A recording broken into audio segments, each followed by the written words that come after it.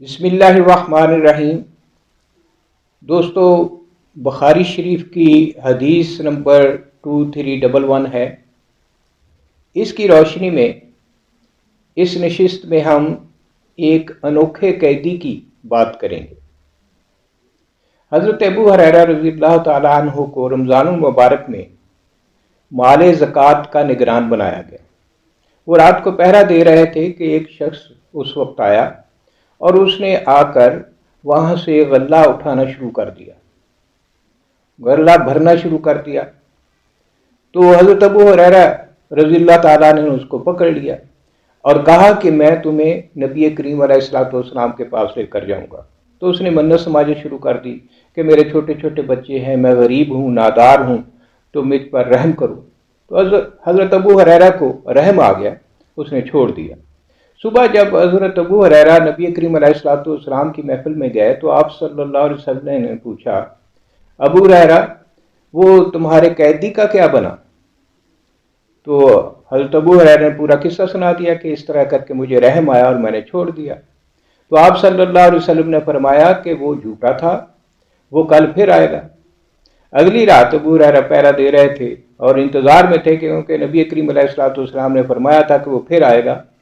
چنانچہ وہ آیا اور اس نے پھر وہی شروع کیا، تو حضرت ابو ہریرہ نے پکڑ لیا۔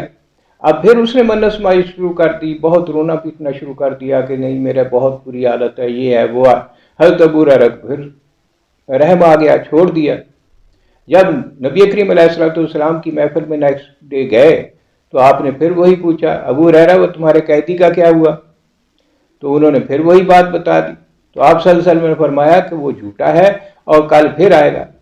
اب حضرت ابو ہریرہ کو یہ یقین تھا کہ وہ آئے گا رات کو، اب تو چوکنا ہو کر بیٹھ گئے۔ وہ آیا اور اس نے اسی طرح اپنی حرکتیں شروع کر دی۔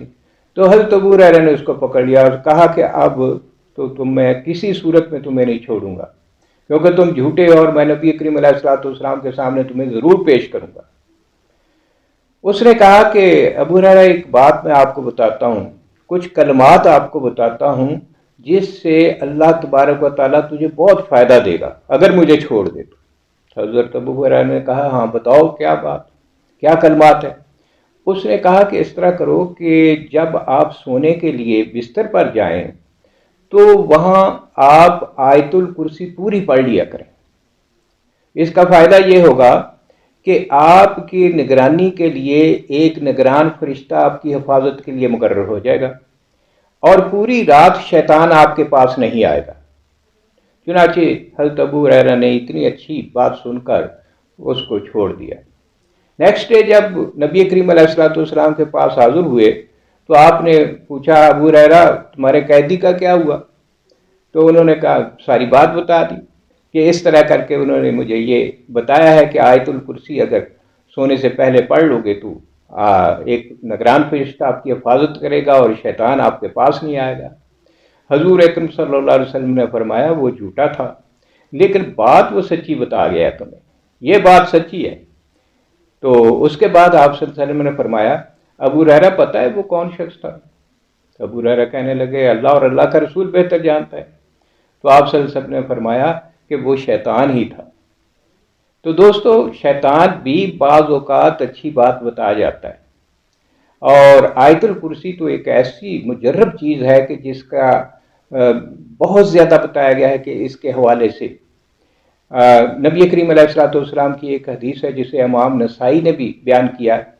انہوں نے فرمایا کہ اگر ہر فرض نماز کے بعد آیت الکرسی پڑھ لی جائے تو حضور صلی اللہ علیہ وسلم نے فرمایا کہ وہ سیدھا انسان جنت میں جائے گا، صرف موت اس کے درمیان حائل ہے، یعنی موت کے بعد سیدھا وہ جنت میں جائے گا۔